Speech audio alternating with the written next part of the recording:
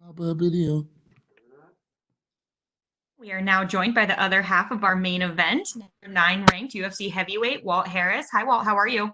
I'm doing well. How are you? Good. We will take the first question from Nolan King with MMA Junkie. Nolan, go ahead. Hey, Walt, how's it going, man? I appreciate the time today. And here we are, fight week. Everything that you've been through in the past couple of months, the pandemic that's going on. Now that you're here ahead of the biggest fight of your life, can you put into words what the emotions are coming into this one? Excitement, man. I think it's been a long time coming. This is a fight I've been looking forward to for, honestly, since I was an amateur. I've watched Overeem before I ever started fighting. So to get in there and be in the same conversation with him is something that I've always worked for and worked towards. So Saturday night, I'm going in there to put on a show for the world, man. We're only sports, so it's going to be fun. I can't wait. And I know adversity is nothing new for you. You've had to kind of deal with a lot of issues throughout your whole career. But looking back on this camp, do you feel like the adversity that you encountered, you were able to overcome, and you're feeling pretty confident about the product you're going to put out on Saturday? Oh, for sure. My confidence is at an all-time high. Like you alluded to, the adversity that I've gone through in my life, fighting is just a fight. You know what I mean? I faced something that, no father should ever have to face. So I feel like, fighting is just something that I'm doing and I'm good at, and then I put my heart into. So I'm gonna go in there and perform and do what I do best, man, and let the chips fall where they may. Right now in the heavyweight division, it's kind of an interesting time. It seems like there's a lot of contenders at the top. There's a little bit of a log jam.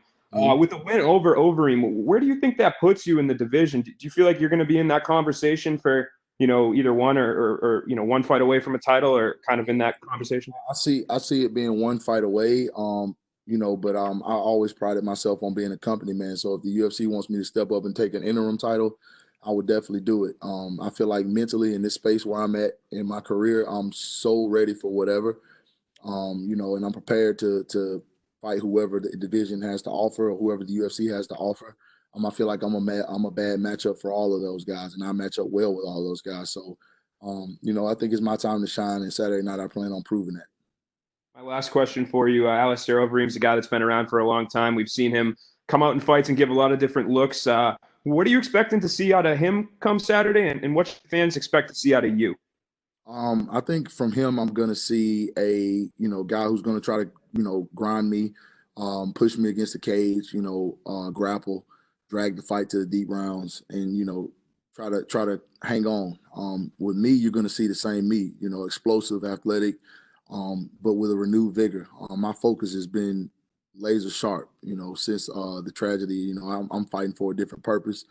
And my daughter is with me everywhere I go. So when you got something like that pushing you, man, right now at this point in my career, I feel like I can run through a brick wall. So he's going to be facing a dangerous man on Saturday night for sure. Appreciate the time, man. Thank you. Thank you. Next, we'll go to James Lynch from The Score. James, go ahead. Hey, Walt, Nolan touched there on sort of everything you got going into this fight. How much are you feeding off the support you've had over the last few months, not just from the MMA community, but from everyone in general? Oh man, it's everything, bro. It gets me out of bed in the morning, to be honest. So many people have done so many things for myself and my family. It's just it's overwhelming at times. I'm so grateful.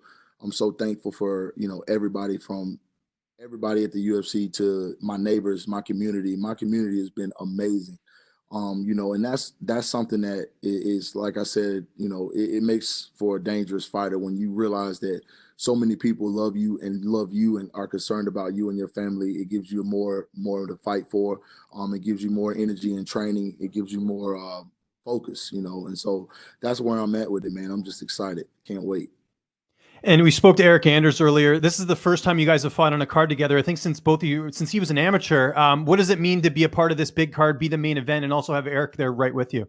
Man, it's special, man. I remember the first day of camp, I told him, I said, bro, it's about to be an awesome camp, because we're always kind of either I'm fighting before him or he's fighting after me. And so we kind of like hit and miss each other during camp, but we spent every day together. And, we've always been close.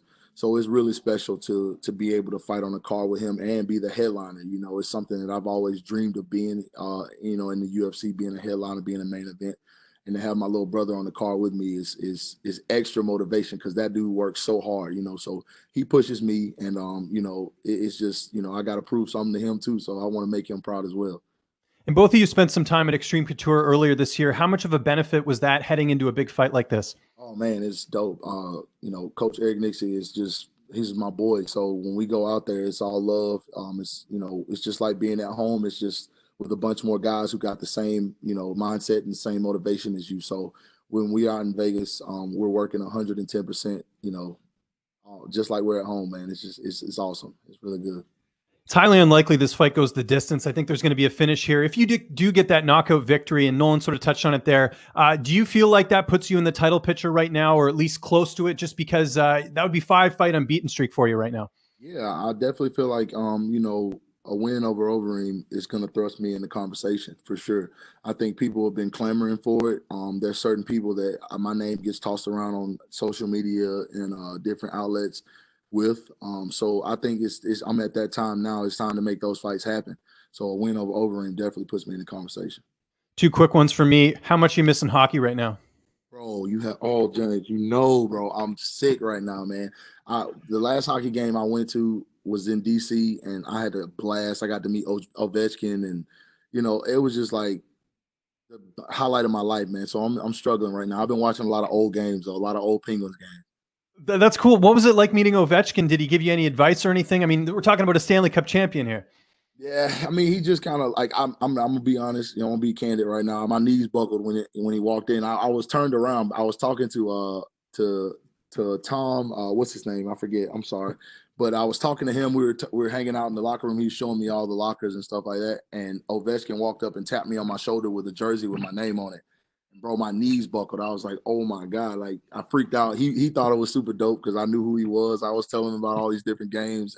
We just kind of chopped it up, talked hockey, and it was pretty cool, man. I got to meet all of them. Nicholas Backstrom, everybody, man. It was dope. And last question, that TikTok video with you and Eric Anders playing Rock'em Sock'em, how much money did you win from him? I think I hit for like $250. Excellent. That's good, Walt. Enjoy it. Of course, I didn't keep any of that. That was all prop money. That was like a little pot everybody threw at somebody. I didn't get to keep it. Best of luck on Saturday, Walt. Thanks for the time. Thank you, James. Next, we'll go to Damon Martin from MMA Fighting. Damon, go ahead.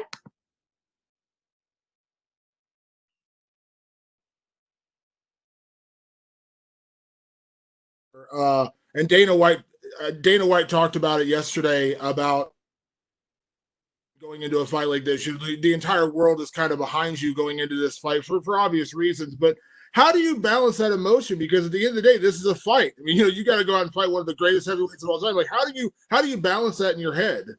I'm a pretty even keel guy. I've been competing my whole life. When it comes to athletics, it's just something that I do. I have a switch. I know how to control those emotions based on the fact that it like you said, it's a fight. And I alluded to it earlier. I've been through so much in my life that I prepared for this. This is what I'm here to do. So I'll be 110% focused. And I think the no crowd actually is a benefit in this situation because there's no outside distractions. Especially this week, I've been kind of isolated. I've been with my team, and we just been focusing on making sure I'm primed and ready for Saturday night. You mentioned it in terms of like the entire world kind of feels behind you, and 2 months. What has that meant to you? You've always been a fan favorite guy, anyways, in your career, but just because obviously stylistically you have a very fan favorite style, but the support you've been shown, what has that meant to you? It means everything, man.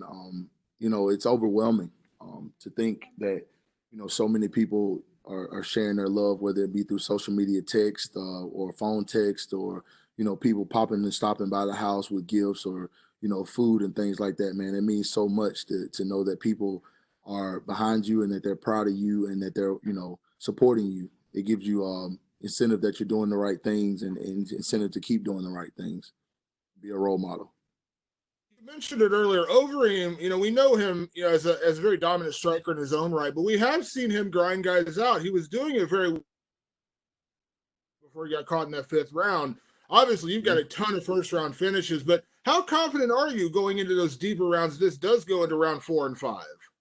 Oh, super confident. My coach Chris Conley has put me through the ringer this camp. He's made sure I'm prepared in every facet of the game. We've worked every angle, every aspect. We've dissected every way that we feel like Overeem has any kind of advantages, and we've gone in and made sure I'm on point and I'm sharp as I've ever been, man. Like it's insane. Like I get excited in the workouts because I'm just like, man, I can feel a different type of energy surrounding, not only the fight, but just my overall being, man. I feel like I'm 24 again, you know what I mean? It's crazy. So, I'm prepared to go wherever the fight goes, bro, wherever it goes. And you mentioned to me a couple weeks ago that one of your dream fights in the future would be to throw hands with a guy like Francis Ngannou, a guy I know you have a lot of respect for. You train with him. Obviously, seeing what Francis did this past weekend, he's kind of stuck in a situation now where he doesn't have an opponent. We don't know when the title fight's coming. I think I saw you on Instagram saying you would love to see this fight, but in a good scenario, like you win this weekend, is that a fight you would like to pursue? For sure. I mean, it's inevitable. I mean, Francis is at the top of the division. He's right there. So I mean, we're gonna have to lock horns at some point. And like I said, I feel like I match up with everybody in this division very well. So if that's what the UFC wants and needs, then that's what's going to happen. And I'll be 110% prepared for it. Thanks, Walt. Thank you. Next, we'll go to Jay Anderson with Cage Side Press. Jay, go ahead. Thanks, Walt. And welcome back. Condolences, obviously. Congratulations on the return. Was there a moment sort of in your head at some point that said, you know what, I've got to get back. I've got to get back to fighting? Yeah.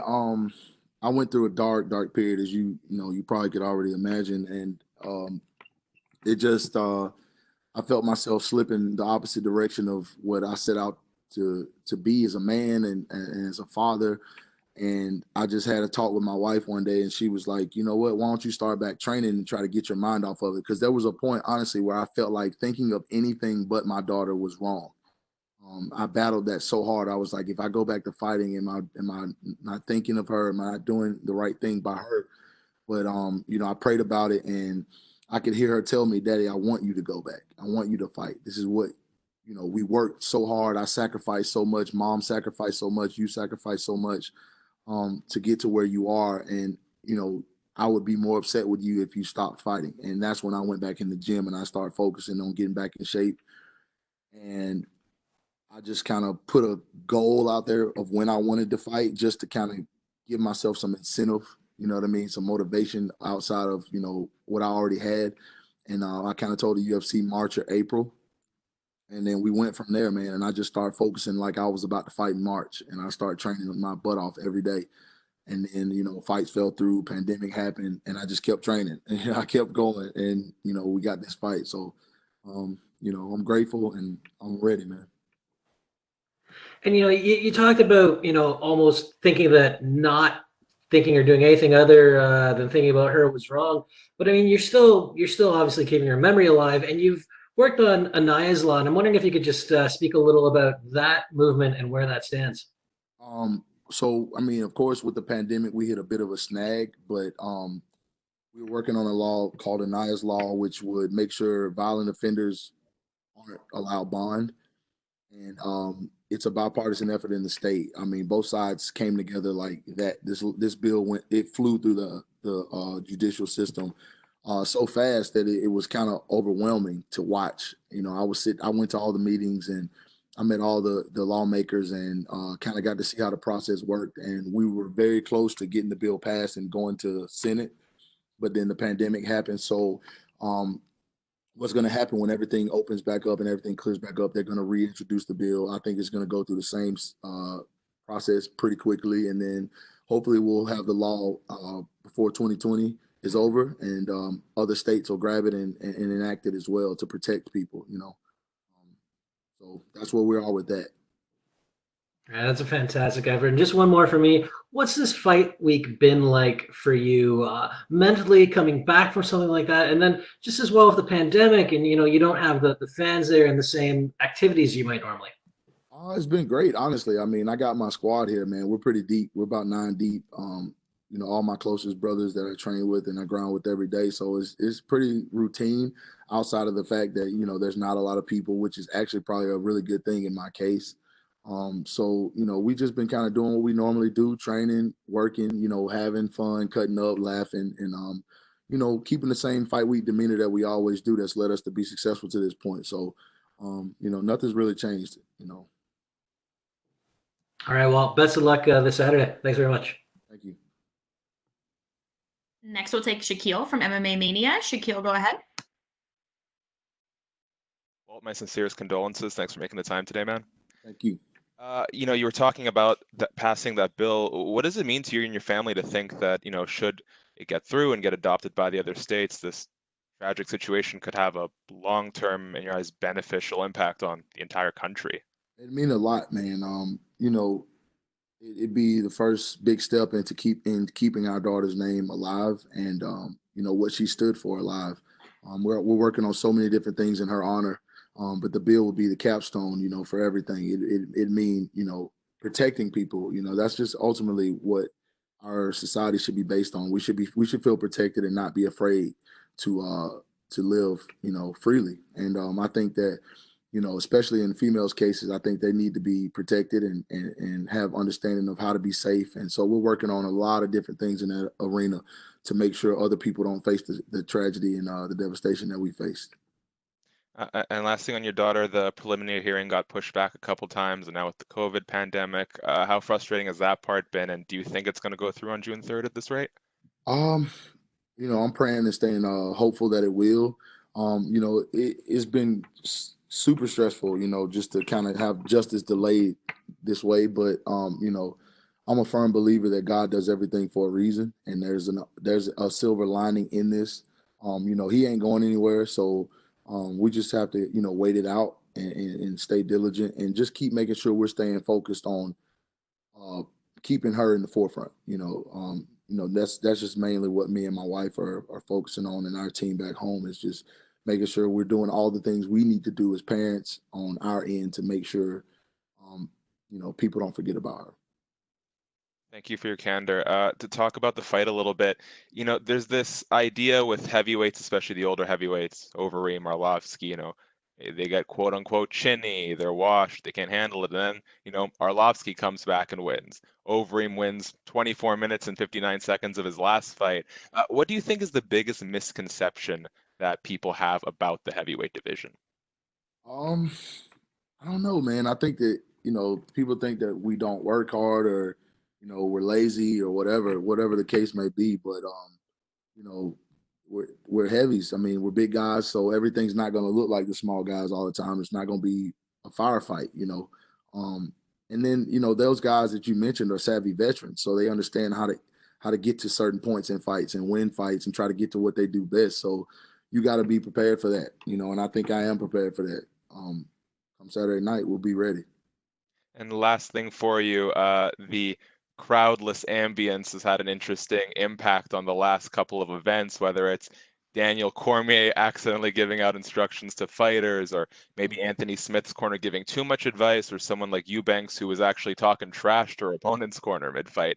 How do you expect to make the most of this new environment? I'm just gonna soak it all in, man, and just find that peace in it. You know what I mean? I think that when you take the negatives out of things and accentuate the positive, that's when you shine. So that's just always been my mentality. It's always the way I think. So I'm gonna think of it as me being on the prelims. You know what I mean? And I will go in there and I will do my job and I'm gonna come out of there with that W. Okay, Walt, thank you. Best luck on your fight and well wishes to you and your family. Thank you. All right, and lastly, we'll go to Alistair Bishop from MMA Republic in South Africa. Alistair, go ahead. Your name's Alistair. I don't know if I want to talk to you, bro. Why? Don't be like that. Your name's Alistair, bro. I'm just kidding. All the way from South Africa. How are you, sir? Thank you, brother. Thank you. Good. Fantastic.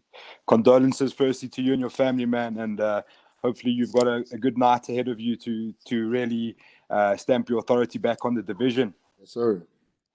So what I really want to ask you is, obviously we just saw Francis Ngannou put on a massive display. Obviously, being an African brother, that's who we're really watching back from South Africa. But I want to ask you, where do you think you fit into the picture here now with Curtis Blades, Francis Ngannou, and yourself if you get a win? Obviously not looking past Alistair Overeem. Just where do you see yourself in that picture? I feel like I belong in conversation with all those guys. You know, I feel like I'm one of the most talented heavyweights in the entire division. And I feel like, you know, when I went over Alistair, it's going to thrust me right there in the middle of all of that. And I'm prepared to fight any one of those guys you name. I feel like, you know, it's my time to be in that conversation. I've worked hard. I've been through a lot in my career, ups and downs, battled adversity. So I think it's my time to shine, man, and show the world what I'm truly capable of. I'm hitting my prime right now, so I'm excited. Fantastic. And looking up the division, watching a guy like Francis Ngannou put on a display like he did, what are your initial thoughts to that kind of a display?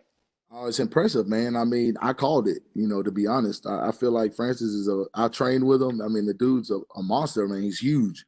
And, you know, he's got a lot to prove himself. I mean, he was off for 19 months, so I kind of saw him coming into that fight very aggressive and looking to finish fast and prove a point, and he did exactly that, man. So big ups to Francis, man. I'm cool with his whole team, so you know, that's just it was awesome to watch, honestly. Awesome. Looking at Alistair Overeem and the style of fight he's been adopting lately, as he's gotten on his career. You know, when fans watch heavyweights, obviously they want to see the big knockouts, and that doesn't always come. Do you feel pressure to really hunt for that knockout, to really say, okay, I'm here in this division and I'm the next title contender? No, not really hunt for it. You know, I've learned throughout my career that hunting for it never comes. You kind of got to let it come to you. And I feel like I'm a guy that reads and reacts very well in the fight, and that's where my knockouts come from. So, you know, I'm just gonna go in there and be me and do me and let the knockout appear when I see it. I'm gonna take it for sure. I'm gonna try to finish the fight. That's what I do. But I'm definitely not. I don't feel any pressure or anything. I just need to go in there and get this done. You know what I mean, and make it look good, which I plan on doing. Fantastic. Thank you so much for your time and all the best. Thank you. All right, well, that's it. You are all set. Thank you so much. Hey guys, thanks for watching this video, and if you want to stay up to date with all our great videos and news, then click on the subscribe button and subscribe to the MMA India show channel. Cheers.